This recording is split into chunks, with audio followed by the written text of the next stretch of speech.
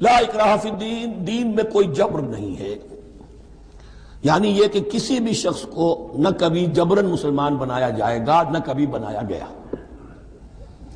استثناءات ہو سکتے ہیں، کسی کا ذاتی کوئی عمل ہو، فعل ہو، کسی نے کیا ہو۔ اسلام میں کسی فرد کو جبراً مسلمان بنانا حرام ہے، لیکن اس آیت کا یہ مطلب نکال دینا کہ نظام باطل کو بھی ختم کرنا جو ہے اس میں کوئی طاقت استعمال نہیں ہو سکتی، یہ حماقت ہے پرلے درجے کی۔ نظام باطل نظام ظلم ہے، ایکسپلائٹ کر رہا ہے لوگوں کو، اللہ اور بندوں کے درمیان حجاب بن گیا ہے، پردہ بن گیا ہے۔ نظام کو طاقت کے ساتھ ختم کرنا فرض ہے مسلمان کا۔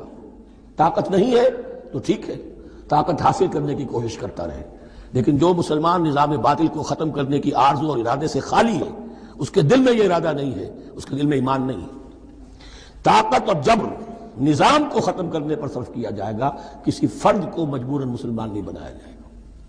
یہ ہے اصل میں اس آیت کا مفہوم۔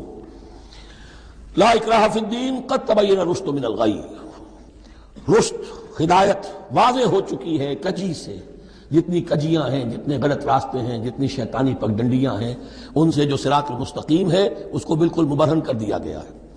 فمن یکفر بالطاغوت، تو جو کوئی بھی طاغوت کا انکار کرے گا، دیکھیے اللہ پر ایمان لانے سے پہلے طاغوت کا انکار ضروری ہے۔ جیسے لا الہ الا اللہ، تو طاغوت، اور طاغوت کون ہے؟ طغا سے سرکش، جس نے اپنی حاکمیت کا اعلان کیا وہ طاغوت، جس نے غیر اللہ کی حاکمیت کو تسلیم کیا وہ طاغوت، اس کے تحت بننے والے سارے انسٹیٹیوشنز طاغوت، جو بھی ادارے ہوں، چاہے کتنے ہی خوشنما ادارے ہوں۔ ہے عدلیہ، لیکن وہ عدلیہ اللہ کے قانون کے مطابق فیصلے نہیں کر رہی، کچھ اور لوگوں کے بنائے ہوئے قانون کے مطابق فیصلے کر رہی، وہ طاغوت ہے۔ جو بھی اللہ کے حدود بندگی سے تجاوز کرتا ہے وہ طاغوت ہے۔ طغیانی کسے کہتے ہیں؟ پانی دریا کی حدوں میں بہہ رہا ہے، لیکن جب وہ اپنی حدوں سے نکلا طغیانی پہ ہے۔ دریا کو اپنی موج کی طغیانیوں سے کام، کشتی کسی کے پار ہو یا درمیان رہے اسے اس کی کیا فکر ہے؟